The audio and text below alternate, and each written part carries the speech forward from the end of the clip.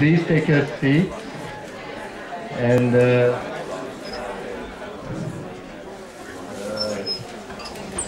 welcome to everyone. And I would like to make one little procedural announcement. I was asked to tell people who make a comment and reply to the reply to have the mic back in their hand, because we are taping this. So otherwise their second contributions won't be on the tape. So are we ready? I hope we are ready for our next speaker, who I don't have to introduce, because Alan Leslie is one of the persons who has seduced at least me into doing infancy research with his groundbreaking work, and I would like him to start his talk on agency, action, and choice.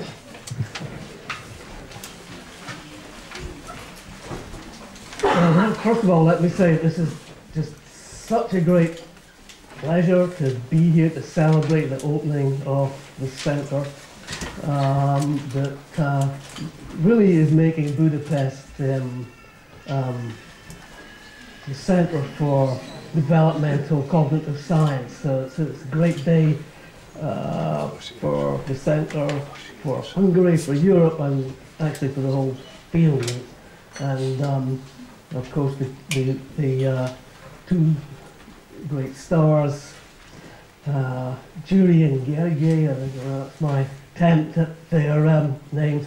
It's a great honour to be here, and of course, the fact that so many people from all over the world have come here is a demonstration of what high regard and respect people have for them and for their work, and I certainly want to sign on to that and endorse wholeheartedly the research programs that they're establishing here. So it really is a great pleasure to be here. And a subsidiary reason that's very pleasant for me to be here in Budapest for the first time is that legend has it that the Leslie clan was actually founded by a Hungarian who was conveying a Hungarian princess to Scotland for some reason. Legend has it roughly in the 800s or something of that sort, and attacked by brigands. Well, if you go to Scotland, you have to expect that. And the princess lost her horse, and the bodyguard, who wore a big belt with 2 rings on it, got her onto the back of his horse and told her to grip fast to the belt while he sped off. And to this day, the Leslie clan motto is "grip fast." So for me, this is returning to my roots, at least in a legendary sense. Okay. So I'm going to present really today just some musings really about the notion of choice and the role that might possibly play in cognitive development. And the starting point for this is our core conception of agency. Now, Susan Carey, who will be talking later on today, of course, and together with Elizabeth Spelke, well known for establishing this idea of core systems, core knowledge. It comes under different terms. Here, say core conception, I've used terms like core architecture before. So what I'm saying is said within the spirit of that kind of approach, and I know that's controversial, and of course I hate to generate controversy. So here's the sort of idea that I think I've been exploring, whether I knew it or not, is that from the outset of development, we're agency essentialists. I don't mean essentialist in the sense that, not in the philosophical sense, but in the kind of sense that Susan Gelman's been developing. So the idea that certain things out there have a nature that's not apparent on the surface. It doesn't present itself directly to the senses, but has to be either inferred or imagined, depending on your point of view.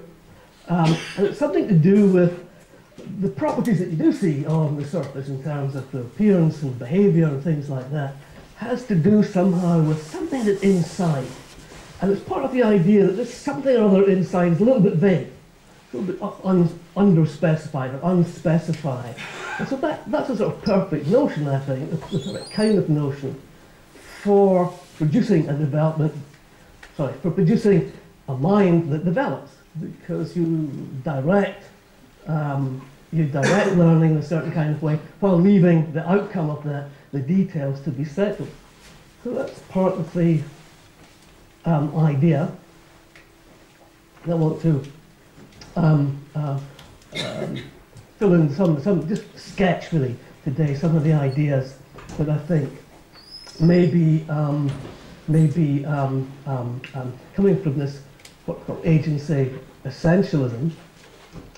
And this is really the idea, basically the idea that we intuitively believe, and we includes, I think, babies, we intuitively believe that somewhere inside of these things we're looking at, somewhere inside, agents possess an inherent source of powers of some kind.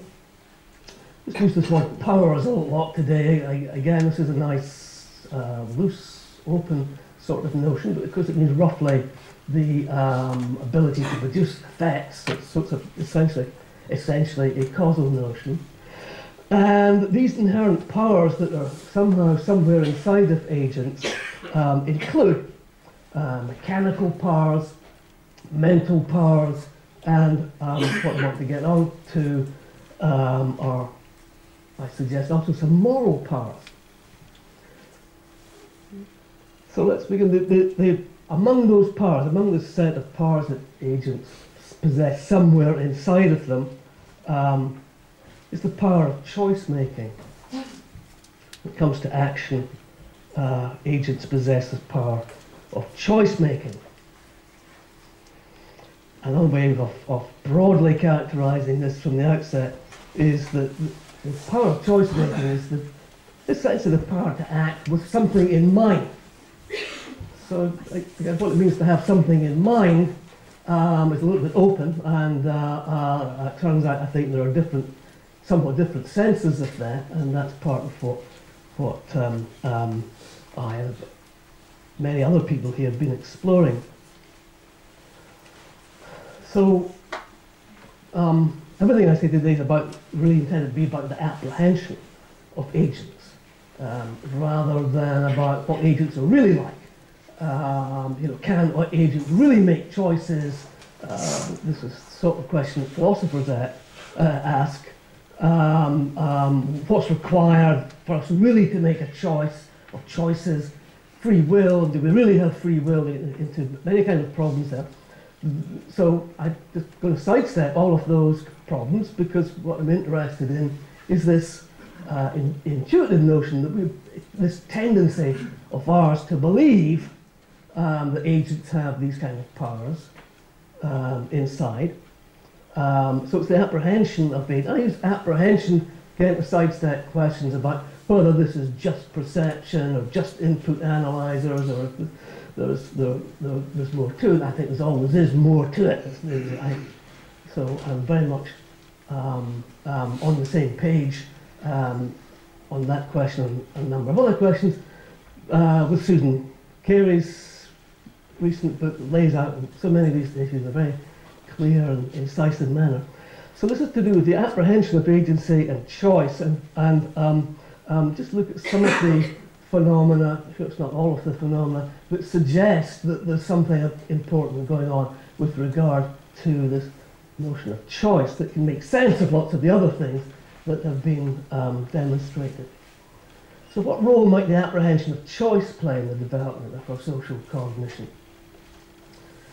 Well, here's a starting point. If something is an agent, then it should give evidence to the learner. It should give evidence of choice-making power. So this is not a claim that somehow an automatic perception of choice making makes it 100% certain that that thing you're looking at is an agent. So that probably starts the other way, saying, well, assuming this is an agent, then there should be evidence, one expects to find evidence of some sort that this thing that you are assuming is an agent has the power of making choices. So think about that in a sort of Bayesian way, it's going in that direction. So again, it's a kind of open question, and part of what you're doing is you're checking to see if this is an agent. So assume that this attribution of agency is really a probabilistic, defeasible kind of notion. And one of the things I think is particularly interesting about choice, I think about it this way, is that often the choice an agent did not make but could have is informative. And so it's hard to think what the direct sensory impression would be, excuse me, for something that actually didn't happen, but it's just a possibility that just remains that. So I'm going to talk about this in reference to findings in three main kind of areas. Choice. Sometimes the notion of choice is pretty much substitutable with the notion of preference, but sometimes not. Sometimes you choose to do things that you don't prefer, and that's important, but you know, a lot of the time you choose to do things that you do prefer to do. So in those kind of cases, it's interchangeable. So choice in relation to actual goals, and then the choice of means that agents have, because agents, I think that's an essential part of agents, that they can actually choose the means to their goals. Whether you can really choose your goals, well, we've discussed that for a long, long time, but I'm just going to assume that to some extent, maybe at least that's an open question for them, whether agents can actually choose their goals. And then finally end up by trying to sort of integrate the idea of moral choice into this picture that's growing, unfolding, developing in the baby through this process, I think, of guided learning over the first few years of life.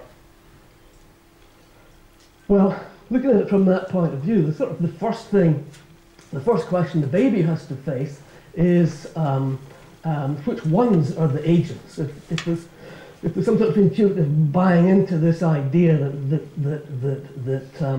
agency, essentialism, and it's sort of buying into the idea in terms of the structure of the brain, its design, is that you should look out at the world and ask yourself, as it were, which ones are the agents? You expect to find agents and problems, well, which ones?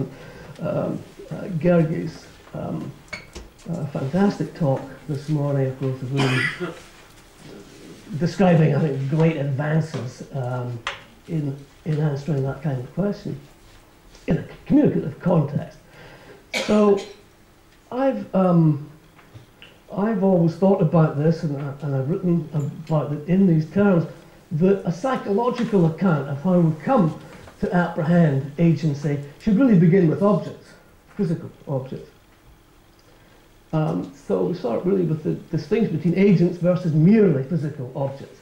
And the idea, of course, is that agents are both physical objects as well as agents, but not all objects are agents. So that's sort of why that's a question that arises early. And the question is, well, how do infants tell which is which? Well, I made some proposals along these lines in a couple of papers, 94, 95, and I called this the tripartite theory of agency. And I called it that partly because there are three parts to the theory, and, but mainly because I just love that word tripartite. And, I always try to encourage my students to use that word just as often as they can.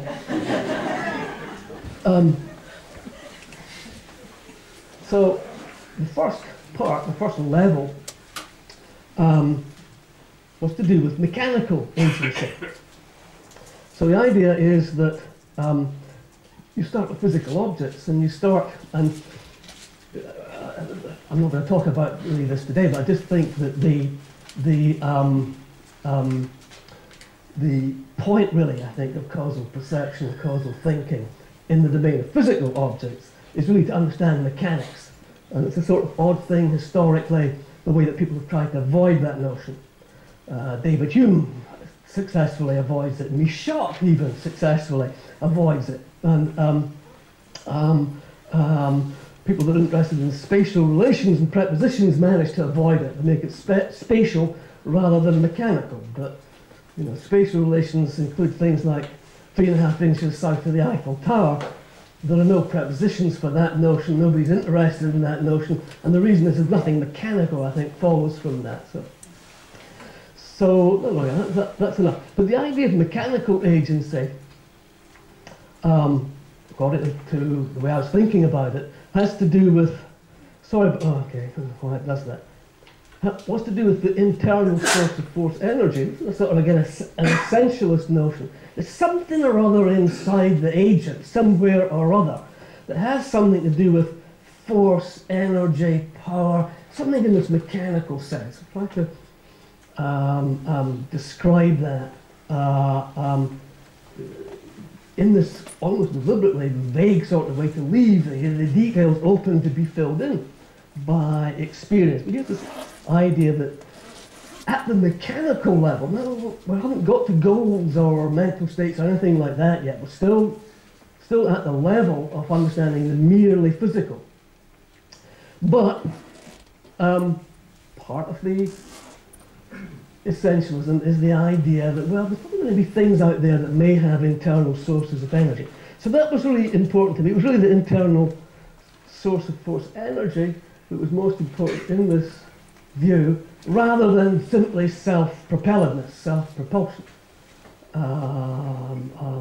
Self-propulsion, I think, is really just one example of the evidence that feeds into this essentialist notion of an internal source of energy, force. You know, those are words that have been developed culturally, scientifically, and so forth. So this is something much more primitive than that. And this source is renewable. Well, the idea was it was a part of the architecture, which I called, gave it a name, Toby, for theory of body, but need to take that very seriously. But the idea was that there was something, some set of mechanisms that were particularly interested in this sort of question. And they apply some simple principles of mechanical principles to do with contact. So where those principles work is where you get objects that come into contact. Where they don't work is where you have objects flying freely in space, like the trajectory of a cannonball or something like that. Nobody has any idea what's going on there, but you know what's going to happen if you put a cup on top of the table, then you get the contact. So that's the sort of general idea there. And this is a principle that governs force energy transmissions between objects. And that idea leads to the distinction between merely physical objects depend on external sources of force energy for their motion, for deformation, for making sounds, all of that kind of thing. The merely physical object will only do those kinds of things, you will only see that kind of behavior if there's an external source of force energy applied to them. Sometimes by other objects, sometimes by agents, and agents are those objects that have an internal renewable power source. And so they just kind of like walk about the environment, you can't see anything pushing them, you can't see this source, well, unless you get hit by a bus, it's all of this. But then, well, that's a pity if that happens. So agents at this level haven't got the goals or mental states or anything, this at the mechanical level, which I think is where self-propulsion and spontaneous sound making and spontaneous shape deformations and rearrangements of pendular systems.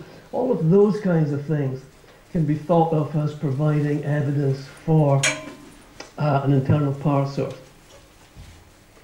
Again, I don't know how much of that or which parts of that are strictly innate and which are learned. I mean, there's a lot of detailed empirical questions hidden by this, but this is just the sort of sketch of an idea.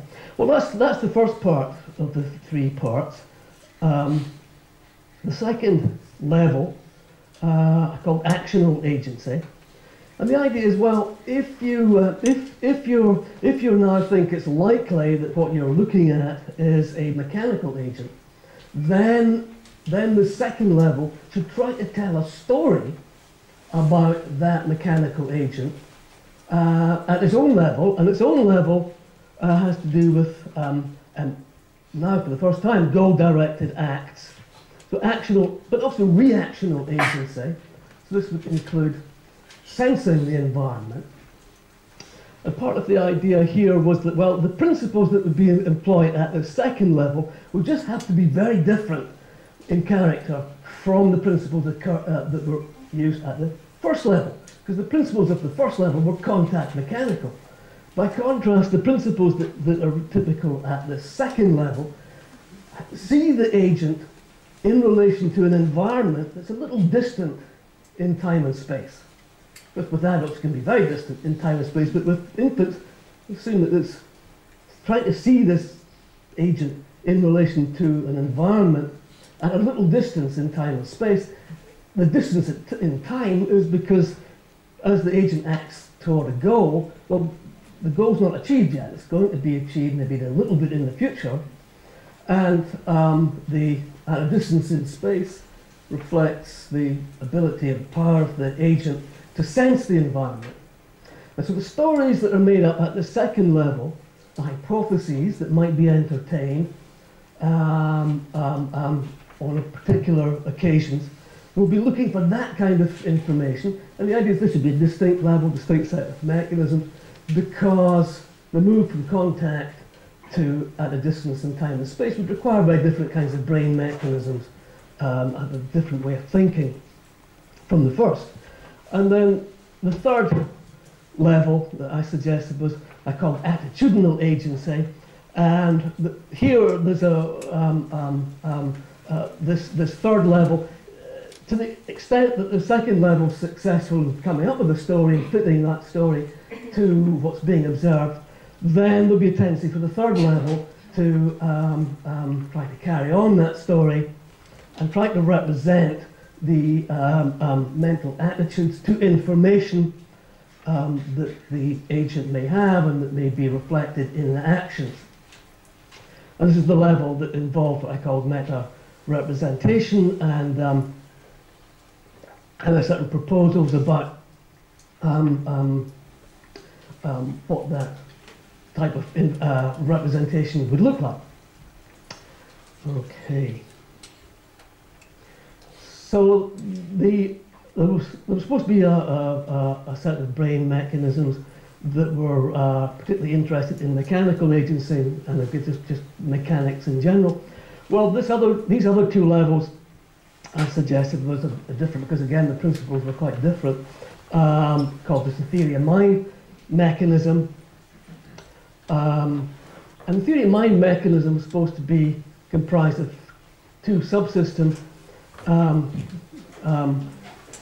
The first that we talked about, agents act with goals to change the environment and react to the environment by sensing, both at a little distance, one in time, the other in space. And then subsystem 2 is the principle, as it were, that the agent's actions reflect attitudes to information. So the reason that sort of in quotes, of course, is that now what's causing the behavior is just information. It doesn't necessarily mean something that's in the environment, it's just information about the environment. And of course, information has the property that it can be wrong, or that you don't know whether it's right or wrong, or you don't care whether it's right or wrong. And there's different kinds of mental states, like believing and desiring and pretending and so forth, that they exemplify that sort of semantics. Okay. So, well, now I want to say that, well, there's at least two missing elements, and there's actually probably more than two missing elements. There must be many missing elements, but there's at least two major missing elements. Actually, there's at least three. I mean, we hear about communication and the idea that that may be a separate system altogether. So there's at least two missing elements. One is, I think, choice, and the kind of obvious distinction between agents and physical objects is that agents can and do make choices, whereas physical objects do not and cannot make choices. So if an agent, if a physical object gets hit by a ball, well, I mean, it either goes or it doesn't go depending on the mechanics. There's not anything in the ball that makes up its mind. It doesn't have a mind, so it can't make choices, but the agents do. So that sort of notion was, I think, not mentioned. And then secondly, the rationality principles that Jury and Gergi so elegantly introduced and discussed and provided lots of evidence for. So the rationality principles, I take it, comprise at least these two. That one is that an agent has multiple possible means for reaching the same goal, or equifinality, and then a further condition imposed on that. And I think I'm going to suggest this is partly a normative condition. I don't know how these guys think about this. Good, if you're nodding head, it seems to me that it should be partly, at least in part, a normative condition, meaning something like the agent should choose the best means or the most efficient means that they can, that the environment's affording, something like that. All right. Well, of course, the rationality principles were introduced through this very famous experiment, very famous paper. Infants are habituated to this event in which the baby object jumps over this obstacle to get close to the mommy, and this is the rational approach, and the group of babies are habituated to the baby object doing exactly the same thing, but there's no obstacle in the way. So this is a very inefficient thing to do, and then when they tested the babies in this habituation, the rational approach, infants were not at all surprised by this entirely new motion, but it's in pursuit of the old goal. So, you know, that's kind of what we would expect if there was no obstacle there. Whereas when we saw this jumping again, this was surprising. Who didn't expect this rational agent to do something as irrational as that? Okay. Well, I think the rationality principles make sense, as it were, because agents act with something in mind. I've got that characterised it broadly at the outset, and it may be better to put it the slightly different way that reflects the idea of agency essentialism. The agents act with something mindful inside. So there's something inside the agent that's mindful. And what does mindful mean? Well, that's part of what we're talking about as part of what rationality principles do, is to provide a characterization of this idea that there's a mindful something or other somewhere inside of agents. So if efficiency is a normative condition that agents should meet, it's because they are rational, that's to say they are mindful. Equifinality, you might think about something that reveals, with evidence to the learner, that the agent has a power of choice over the means to the goal. And you know, now I have to mention this, one of my most favourite experiments of all time, a very beautiful experiment, but it's very, very famous, of course. And I probably don't need to really explain really what's going on here. Everybody, I'm sure, knows this study. But basically the findings were to do with imitation, whether 14-month-olds would imitate an actor turning on this light switch thing with her head, or in both cases. Turns out that infants 14-month-olds mostly imitate the means, so they turn on the light with their own head rather than use their hands. If the hands did not switch on the light but could have done. So the idea is that, well, here are the hands sitting here and the agent switches the light on with her head. Well, presumably that's because she chose to switch it with her head because there are hands. So there must be something informative about the fact that she didn't use her hands. And I guess the 14-month-old said, well, I'll just try this and see if I can find out what it is that's so great about doing this. Whereas if the hands are wrapped up in a blanket, well, the agent, there's a sort of reason why the agent doesn't choose to do that. I guess she'd have to do a lot of other things first. Well, she's there just doing the thing that's most obvious. So this is sort of interesting because this is one of these cases that suggests that this negative evidence, as it were, is important to the 14-month-old. It's kind of what the agent didn't do is just as informative as what the agent did do. So that's sort of part of the notion of choice. And you also might mention, in the same sort of vein, a slightly different type of example, the work, it's fantastic work, elegant, really astonishing work that's coming out of the Thomas Allen lab, that babies actually about the same age range help an agent, only if it's clear that the agent did not choose, for example, to place the pencil on the floor. So it's an accident, they just dropped. So the distinction between accident and intention seems to do something to have to do with choice, and babies seem to draw the appropriate conclusions, and then this engages in these circumstances a built-in tendency to want to help. All right, so here's another famous experiment by Amanda Woodward. This is a sort of complicated experiment, but everybody knows this. So babies that are familiarized with a hand coming in and grasping a ball will recover their looking if you first of all switch the locations, and now the hand comes in and grasps a different object in the same place. If you make this kind of contrast where the path is changed but the object remains the same, babies don't recover their looking. And then the finding also is that if it's a non-human actor, so just a stick with something on the end, comes in and does something similar, babies don't recover if the path is the same but the object involved isn't. So that's a well-known result. This line of work has given rise to this view that's in many ways an alternative to the kind of view that Gergely and Julie have been proposing and I would sign on to. Is it's called the experience-based view, which I think is a little bit unfortunate because it sort of implicates that the alternative views don't think that experience plays any role. I don't think that's at all the case.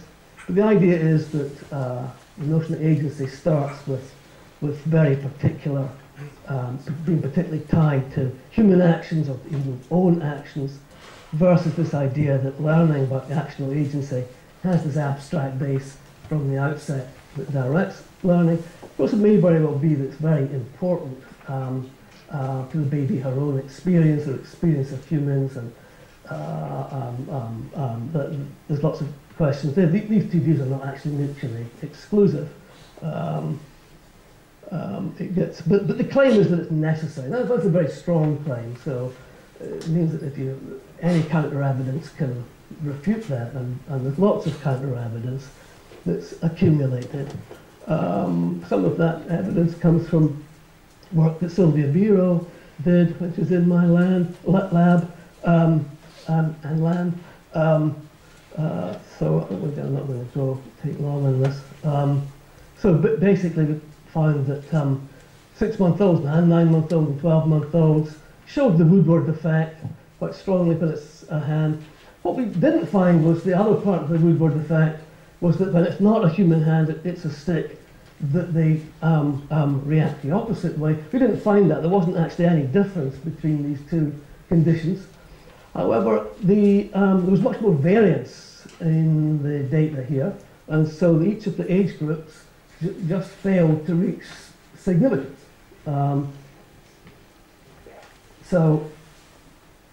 We tried various other things and a couple of other experiments, and the final experiment combined a number of different cues, such as a pre-fam trial showing just I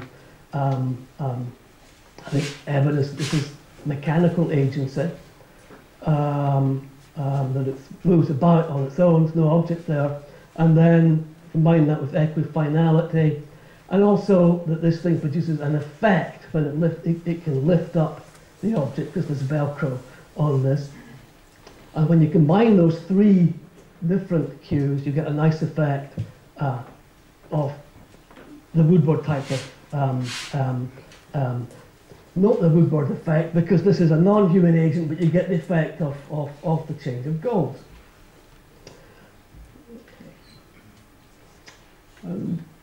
Right. So here's another experiment that shows counter evidence to the idea that babies begin the notion of the journey about agency with assuming that it has to be just human and then eventually generalize that.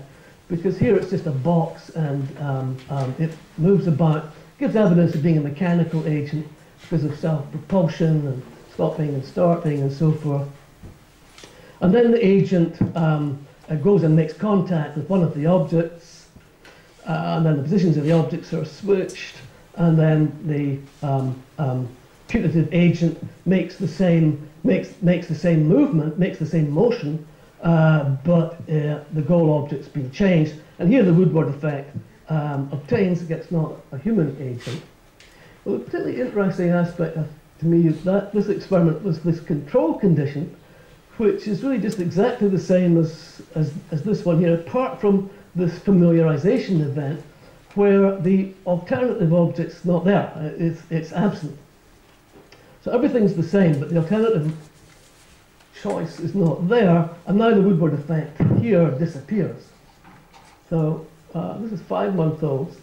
So it seems that these 5-month-olds will show the Woodward effect for non-human agent, given some kind of cues for that, but only when there's an apparent choice, when the agent is making an apparent choice. And then now Yuyan's extended that, I think I saw where they are, yeah. Extended that, showing that 12.5 months, the agents actually need the 12.5-month-olds think that the agent needs to know about both objects to choose one. And here you have the standard Woodward effect. This happens that the objects are behind transparent screens. Here you have the control condition where one of the screens is opaque, so the baby can see this object, but the agent can't. But the baby assumes that the agent doesn't know about this object. Everything happens just like it happened before, but you don't get the Woodward effect. So it seems to there's a more sophisticated notion here, which is, first of all, that what the agent didn't do can be informative, just like what the agent did do can be informative about the agent. But here the babies are also representing something like that, that the agent needs to recognize that there's a choice, that she's making a choice. So that's a sort of interesting development in mindfulness at this very early age. And then, of course, there's this experiment that sort of turned the whole field of theory mind on its head, because the standard story was that understanding false belief didn't occur until 4.5 years of age.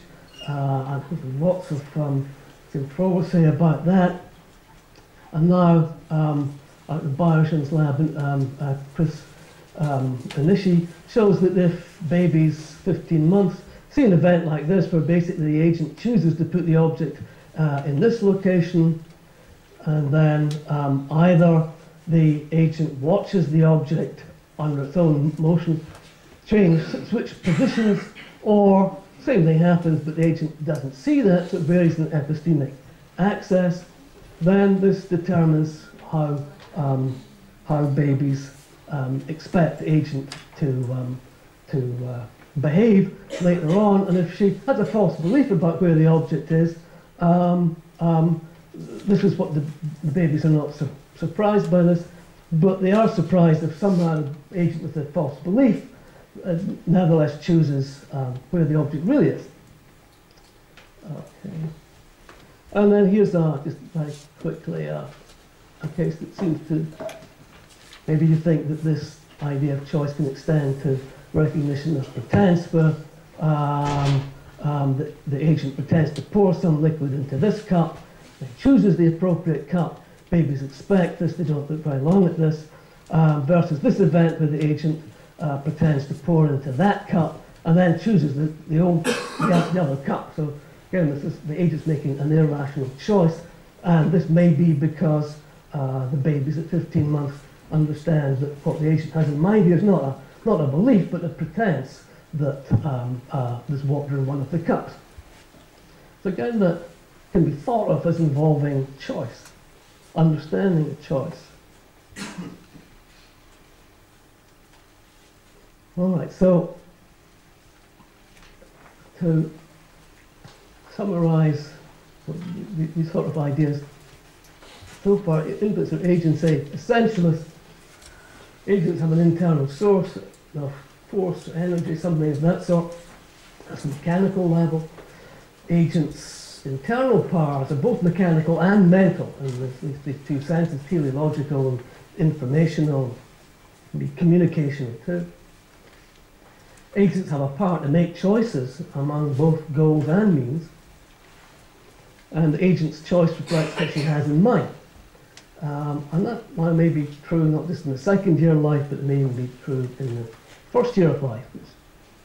It's a sort of interesting thing, because when I developed the tripartite account, I was pretty much unencumbered by any real data.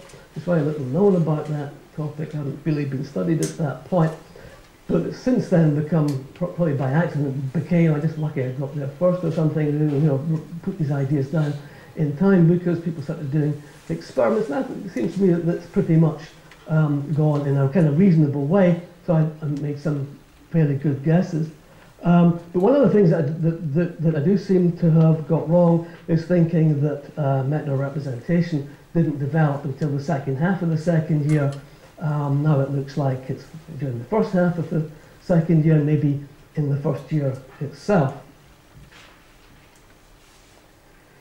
Equifinality, it suggests, reveals multiple possible choices among the means to the same goal, and the idea that rational agents should choose the most efficient means. So that last condition being a normative condition, that leads me on to the idea of moral choices being part of the agency essentialism, power to make moral choices. So if the early apprehension of agents' rational choice of means is partly normative, then the early apprehension of agents' moral choice of means is also normative, but I think not rational, because moral choices can sometimes involve very inefficient behaviours, but they're done for moral reasons. And among the essential powers then of agents, if this is correct, is the power to make moral choices. Again, the baby or the preschooler, it's hard to know exactly when this begins, but I'm going to look at some data from my lab on preschool children's judgments about these things. That seems to suggest that part of the essentialism is unfolding in quite intricate ways, it seems, during the preschool period. So preschoolers' moral judgment has been studied traditionally for quite a long time. More recently, people have begun to look at infants and showing that they seem to be making judgments of helping versus harming distinctions between these two. We've already mentioned Tomasello lab's work showing that infants have spontaneous pro-social disposition to help. the traditional researchers in moral judgment tend to poo-poo these results, not because they don't believe the results, but they think that this can't really be moral reasoning, or at least it's not evidence that's reasoning really, but morality, that may be something more primitive like valence, and that may well be right. When we look to preschoolers, there's, I think, good evidence that preschoolers actually reason about moral judgment as such, and in this domain, the main theoretical ideas is that maybe this involves explicit reasoning, verbalizable, conscious reasoning. Perhaps it's just a rather automatic response to emotional triggering, or the idea that I favour, that it reflects intuitive reasoning that's probably pre-verbal and unconscious and so forth. Okay, well, the traditional line contrasted, looked at preschoolers' judgments about violations. Moral violations here, such as Johnny pulls Mary's hair, or other violations which were called conventional, where Johnny goes to school wearing his pajamas. And it was found that preschoolers, even as young as 3 years of age, the pattern began to emerge. It was weaker in 3-year-olds than in 4s. These things really always are. They're very noisy creatures, 3-year-olds. But you know, children tend to judge that a moral violation is sort of more, you know, is worse, is more serious than a conventional violation. It's subject to various things like if the teacher says, "Oh, it's okay to pull hair today," children don't buy that. They think, no, it's not. It's still bad. Whereas the teacher says it's okay to wear pajamas today, then kids will buy that. Say, yeah, it's okay. But despite lots and lots of research on that question, there's one kind of fairly obvious thing was never controlled for, which is that in all the stories involving moral violation, there was distress displays by the victim, crying or something of that sort. Whereas the conventional violations didn't. And of course that could just explain these results, because, you know, if teacher says it's okay to pull hair today and Johnny pulls Mary's hair, teacher's not harmed by that, Mary is, and that's the violation. So teachers saying that really is ineffective, whereas if nobody's really harmed by Johnny wearing pajamas to school, so teacher says it's okay, then I guess it is okay. Well, the first study we did then was to control for this by having something that wasn't really a violation at all. Both Mary and Johnny have a cookie, and Johnny says to Mary, I want your cookie too. Give me your cookie. And Mary says, no, I'm going to eat my own cookie, and Johnny cries. So there's a distress cue here, a distress display that was caused by apparently Mary's behaviour. Hence, you know, Johnny is a crybaby. We don't think there's any violation there, either conventional or moral, but you have the displays. Maybe preschoolers will judge this the same way, and they'll just say, oh, well, if he's crying, she did something, made him cry, so it's moral violation. Well, it turns out that wasn't the case. It turns out when you have a conventional violation here, both 4-year-olds and older autistic kids think that the conventional violation, you know, it's not good and it's not bad, but it's a little bit variable around, yeah, just okay. Whereas the moral violation is definitely bad. The crybaby story, on the other hand, tended to be judged that it was maybe not even just neutral, but actually, yeah, it was quite good that Mary ate her own cookie.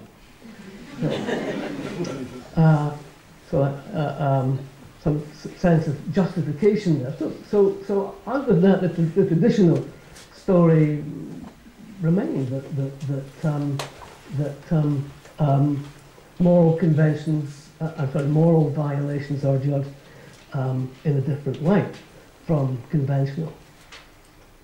And interesting, autistic kids, this was following up on what James Blair did originally.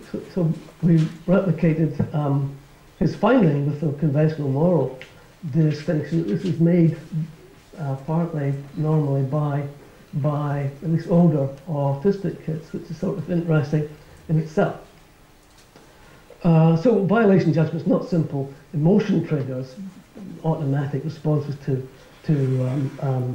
distress displays. Well, there's a number of cells here that weren't studied by that. So here's a case where you have a moral violation, but you don't have the distress cues. Tell a story really about how Mary is sort of stoical and doesn't do things like crying and so forth. Here you have a conventional violation, and when Mary sees this, she starts crying. So we'll have this victim in here, and then here's the here's the crybaby story. Except Johnny doesn't cry anymore; he remains quite happy. So basically, what Dina Weisberg and I have found is that the difference between emotion display absent, emotion display present didn't really play a role in any of these judgments, though you see again the tripartite distinction, a word again, between moral violation and conventional, and no violation at all. Well, the story I think is much more complicated than that. It's not that the emotion displays play no role at all in moral judgment, but it's not. It certainly doesn't reduce to that. I think that emotion displays, in fact, do play into the notion of harm, but I think they play the role of providing evidence that harm has occurred to the victim. I'll move on from that because time's running out. So preschool moral reasoning. Yeah. Okay. So for preschool moral reasoning, there's lots of possibilities, and people are beginning to study this question again because the Turio school that established the moral conventional distinction in preschoolers, oddly enough, didn't really follow that up very much. They kind of tended to go older, but people are beginning to look at this more now. Well, one possible principle that 3-year-olds, 4-year-olds might employ is a very simple one: do no harm. So you have some notion of harm. So it's interesting to know what that notion is. Again, it's probably some sort of essentialist notion of harm, something to do with what happens inside the agent. I mean, that's a possibility. So do no harm, that would be a nice simple principle. And a slightly more complicated computation would be, well, produce the benefit or for the greatest number, or minimize the harm to the greatest number, some utilitarian kind of notion like that, slightly more complex. It involves computations of harm and quantifying that in some sense. And then a third alternative that's more complicated still is that the preschool is actually evaluating a lot of complicated things like the main intentions of the agent, the side effects of those intentions. And so the distinction between a main cause and a main intention and the side effects is an interesting distinction in itself, because I guess that in the world of physics you just have causes and effects. You don't have effects that are the main effect of some event and other ones that are side effects. They're just all effects. But this distinction seems to be very important for us. Distinction between your main intention or purpose in acting and its side effects. Choices, that seems causes and of course consequences of actions. Well, first of all, here's a study of again, the tripartite distinction to do with choices. So choices do with this sense preference here, somewhat substitutability, is somewhat substitutable. Somebody can choose something because they like it. Somebody can choose to avoid something because they dislike it. But there's also this interesting third case. We just don't care. No, we just don't care. And so I was interested, for reasons that we'll come to, in whether preschoolers would understand this notion of, yeah, you just don't care. See, I mean, there's lots of evidence to suggest, of course, we understand that you love something, you love ice cream, you get it, you're going to be happy. And so you're going to try and get ice cream. You dislike broccoli, so you're going to try to avoid that. If somebody forces you to have broccoli, you'll be unhappy, disliking. But what about not caring? So, you know, water or something, nah, don't care about water. I get water, am I happy? And no, I just don't care. So the first thing that we did was to look at that question, and we found that infants do make a three-way distinction between loving, hating something, and just don't care, versus whether they get it or don't get it. And we looked at that in relationship to food. And so if you love ice cream and you get it, you're happy. If you love ice cream and you don't get it, you're sad. You hate broccoli, and you, what was that? And you get it, then you're sad. You hate it and you don't get it. Well, you're not happy nor sad. You're just, yeah.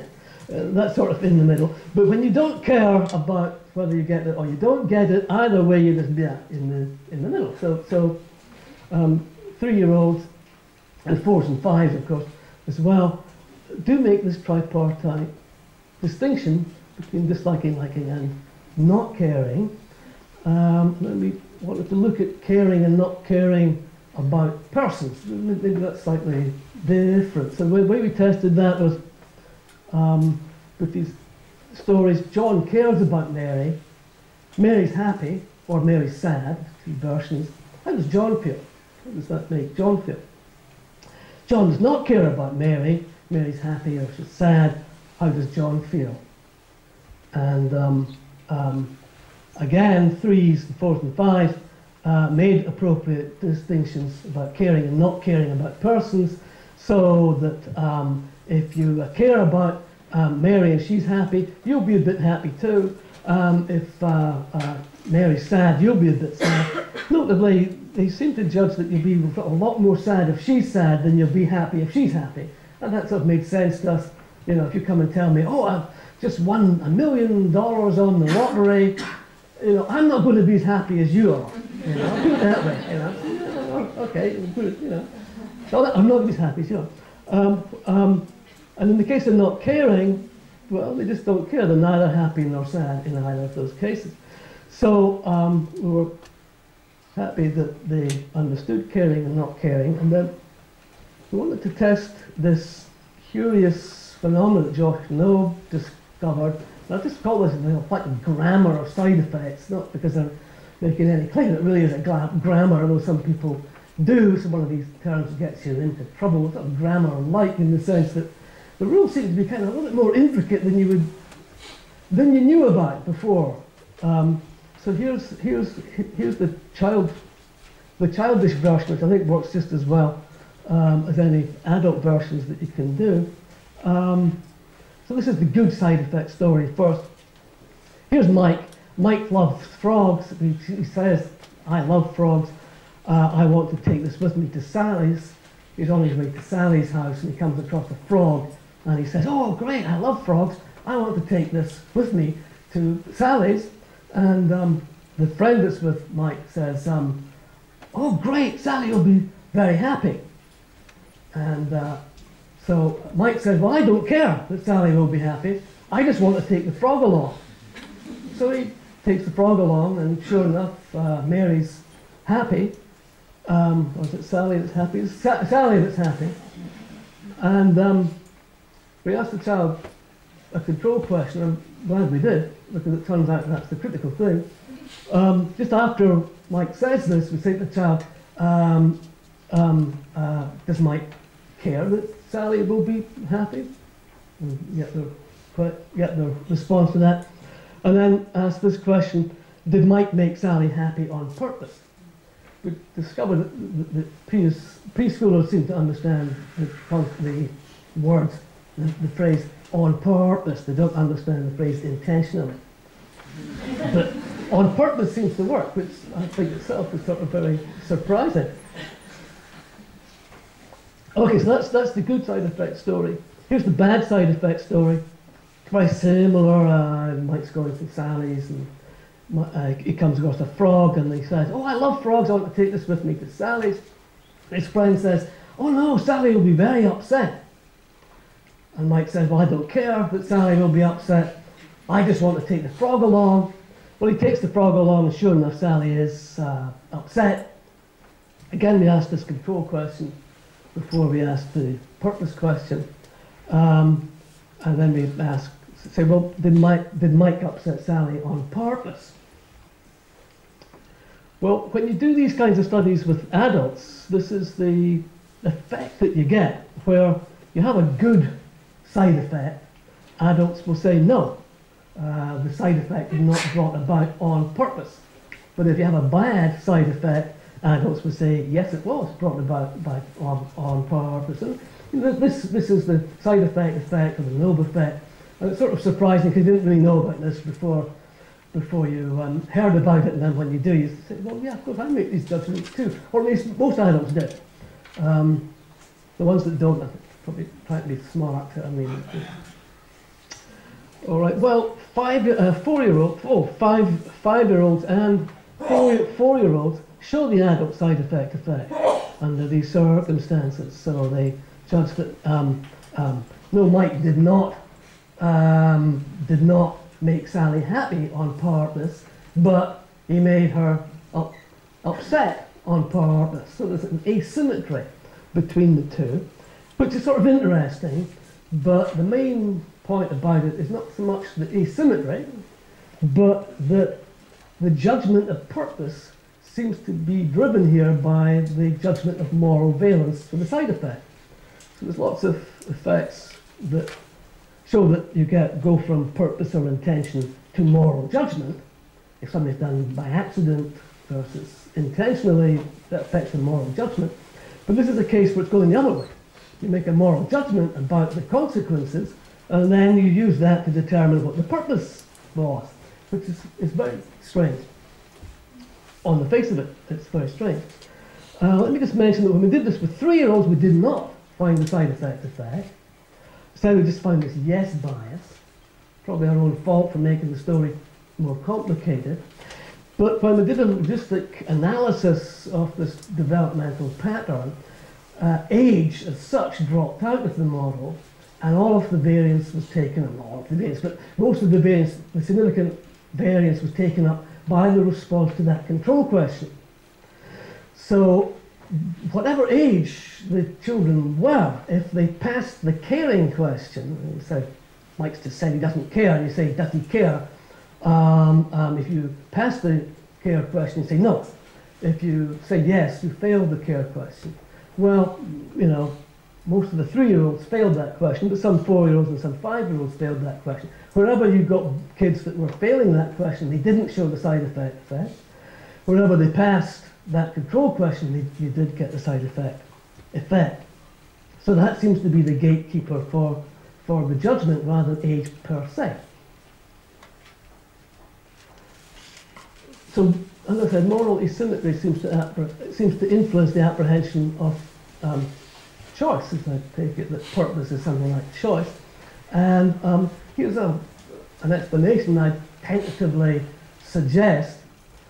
For the bad story, what happens is that the child intuitively thinks, normatively, intuitively thinks, well, agents should choose not to do harm. There's probably no moral principle, there's certainly no legal principle that people should go about doing good. But really, almost all moral principles, the sort of general moral and legal, is that you should not do harm. That's what lands you in court. At least, yeah. Well, but Mike didn't so choose. Mike didn't, in the bad story, Mike didn't choose to avoid doing harm. He didn't choose not to do harm. Therefore, he must have chosen to do harm. In the good story, because there's this asymmetry in the principle, to do good, to be thought of as a do-gooder, the agent has to choose to do that good. You can't just do the good by accident and claim the benefits, as it were. Well, but Mike disavowed that choice. He didn't positively make the choice to do good. He said he doesn't care, so therefore he did not choose to do good. So he asked him, did he do this on purpose? They say no. And so did we. So that may be, it may be that choice gets involved in the side effect. All right, so I think we're starting a little bit late, so I'll just take a few minutes just to look at this further work that's people are doing, and probably loosely the grammar of side effects. This is the famous trolley effect, made up by philosopher Philippa Foot. And you have this out of control locomotive that's going to come in down the line here. It's going to kill these 5 people. With somebody, Denise, is in a position to pull a lever and switch the train onto this other track where the locomotive thing will only kill 1 person. And adults generally assume that it's permissible under these circumstances to pull that lever and kill the one. Whereas if you present the story in this other way, that Denise, instead of throwing a switch, Denise takes the one, Frank, and Frank's supposed to be very heavy or something, and throws him off of this bridge in front of the trolley and saves the 5 that way. Although the consequences are pretty much the same, Frank gets killed, nevertheless people strongly feel that there's something wrong about this.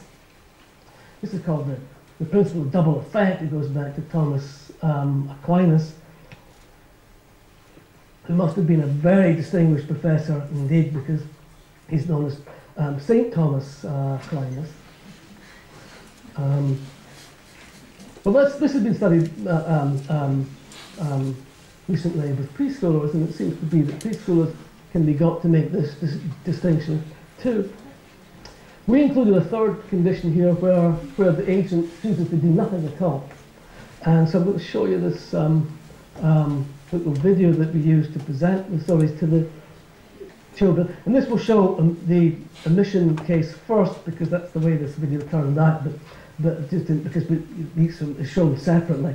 But in fact, the way we ran the experiment was the omission condition was always in the middle. It was a little bit difficult to talk about doing nothing until you talked about doing something.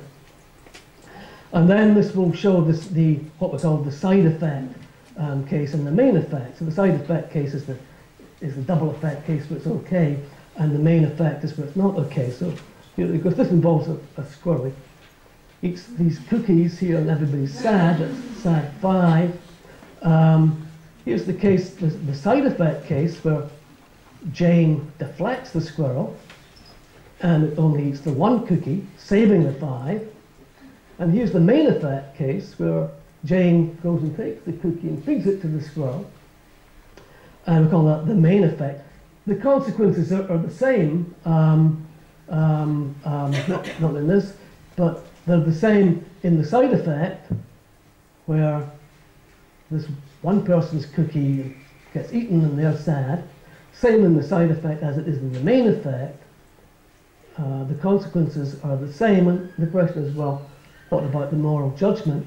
So one of the questions we asked was, well, should Jane have done that? Either doing nothing, because it's a little bit difficult to talk about that until Jane's done something. With the side effect, the 3, 4s, and 5s all say, yes, she should have done that. So this question is sort of interesting, because it's sort of a little bit towards the idea that not only is it permissible, but preschoolers think that it's actually maybe obligatory for Jane to save the 5 at the expense of the 1. The omission case and the main effect case were significantly, no, she shouldn't have done that. So they think it's impermissible for her both to do nothing and to go and take the cookie and feed it to the squirrel. When we looked at the actual ratings for the 3 kinds of harm, you've got the side effect versus main effect again. The difference there that the side effect's good and the main effect's bad. The omission case was in between those 2. So actually it seemed to be a tripartite distinction again. between side effect, emission, and main effect.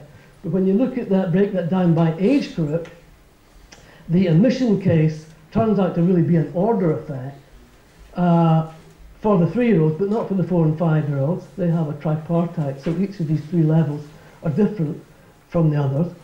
For the 3-year-olds, they answer the emission case just really the same way that they asked that they answered the previous question. In one case, the side effect, and in the other case, the main effect. So they're not really showing the effects of emission. And maybe that choosing to do nothing may be a bit harder to understand, certainly harder to talk about. Okay. So just to sum this up then. Seems to me that if you look right across all of these examples and think about it from the point of view of choice, seems to be sort of general understanding that of choice that is emerging over this time. Sort of rather interesting.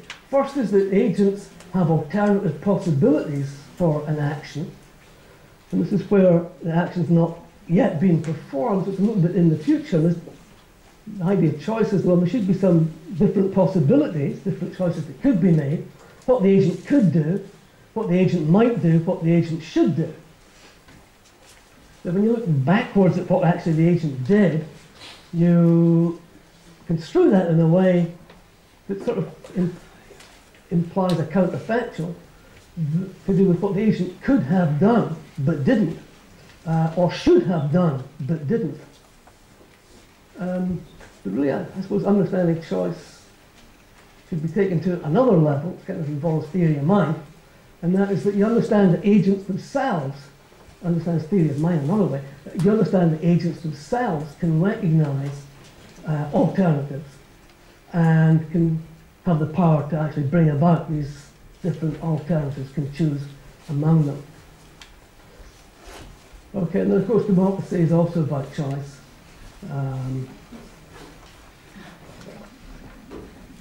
And this is a choice we all have to make at some time or another. Thanks very much. Okay.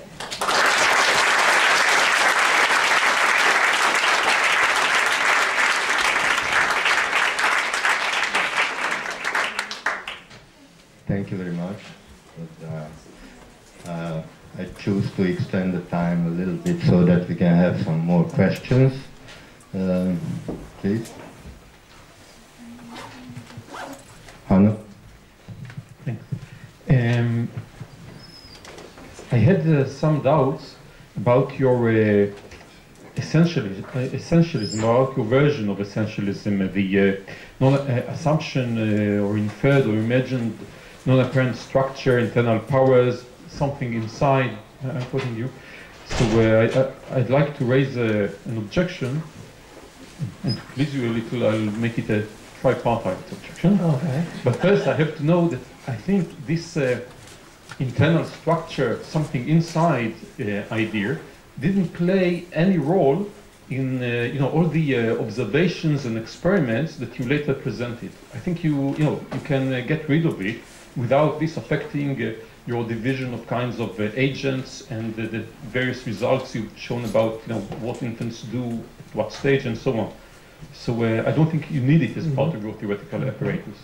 So the tripartite objection. So one historical, one mainly concerned with observations about children, and another logical. So I'll start with one observation about children actually. I mean, if you're right, then children will have doubts about if, let's say, a kind of shell man or shell puppet. If they see an animation with something which is just a shell, if it gets broken, there's nothing inside, pure air, then this should be some kind of raise some kind of doubt for them compared to some.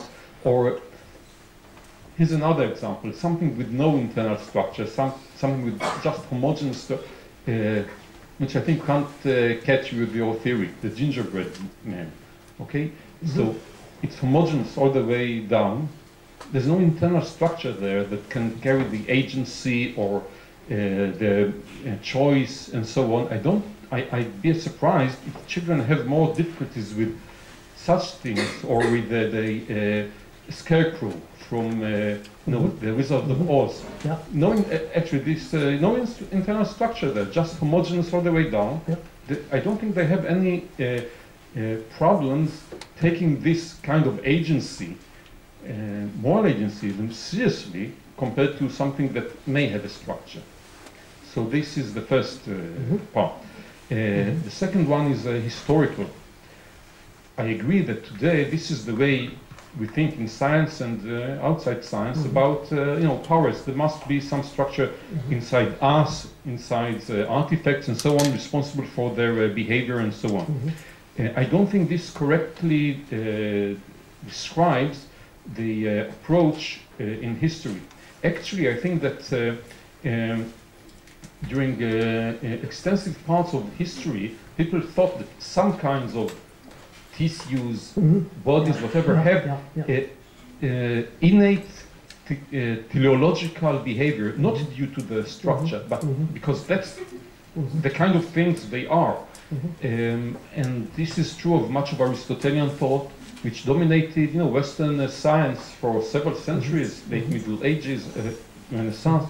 So I think that although today it is the case with our scientific thinking, and rightly so, it does not characterize much of the thought during the history.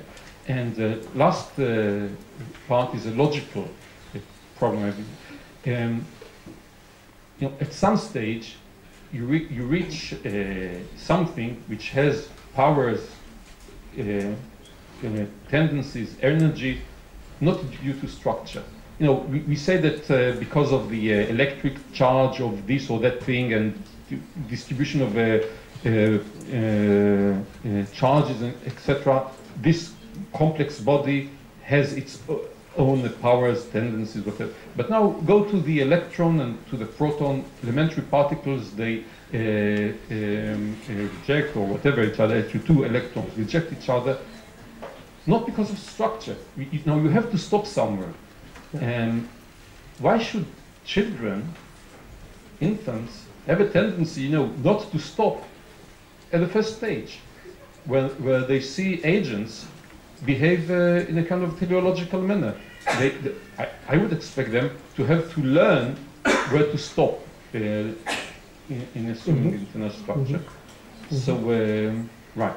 And again, I don't think that rejecting this inner structure assumption would affect any of your results which you've shown in the Okay, let me start with the last point and maybe work backwards. So there's nothing, I think, in what I say that requires science to recapitulate development in some kind of way. And I think the relationships there are kind of open. And I think part of the essentialist idea is that there was some kind of sketch, but there's lots of questions that were left open to be settled by learning, or in the case of science, this complex process of science formation that nobody understands. But just on that point, it does seem to me that, in fact, the history of science contains both sorts of ideas. There's this idea that the properties of a system are holistic. So, for example, in genetics and embryology, that was the dominant view until post Crick and Watson. The idea was that all of this arose through what was called morphogenetic fields, so kind of field theory. On the other hand, there was an older tendency going back to Mendel that no, something, a gene, if you call it, gene inside, somewhere inside, with some kind of structure that nobody knows what it is, that's actually causing these phenomena. And it was really only after 1956 was it that the morphogenetic fields idea was sort of dropped and the gene theory predominated. Well, actually, I think it turns out that both of these ideas are not entirely mutually exclusive. So I think, although I don't make any claims about what the history of science should be like, because I don't really just avoid making claims about that. It does in fact seem to me to be like that. It has both these strands. There are many different strands, and in science nobody actually knows what really is going to turn out to be true. All right, so the first question was, well, is there really any evidence that babies actually expect any of this to be inside agents? And there's emerging data, the studies are not published, coming out of René Bayerson's lab, following up really an idea by Rochelle Gelman that they're collaborating on, which actually shows that if you present babies with objects, like a box or something that is moving, looks like an agent, presents all these cues for agency, and then you later either show you open this box and you show it's empty, versus you kind of, I suppose, cut the box and you show it's full. Babies are surprised it's empty. So that would be evidence that would feed into that. But that's a box. It's not something that has features or whatever like the gingerbread. Well, but the claim is, of course, that even boxes or balls or whatever can give, call it an illusion, can give the impression of being an agent. All right. So I think part of that impression is to think that it has something inside. Now your middle question is, what about the gingerbread man? Well, the essentially doesn't say what should be inside. That's the openness. No idea. And gingerbread. Well, gingerbread. But what's gingerbread? I don't know. Genes would be inside. What were genes? Nobody knew. But I mean, Mendel certainly didn't know. Now we know a bit about that. Actually, don't know that much about it. We don't really understand the code. So all of this seems to me to be compatible with this hypothesis that the character of the thinking in this domain is, like it is in many other domains, essentialist in a character. I'm sorry. I think the problem is the problem with the tripartite approach is that one question takes up the whole question time and the answer also, and we need food before going on, and I am sorry, I'm really trying to do my job here and make you go and eat and come back.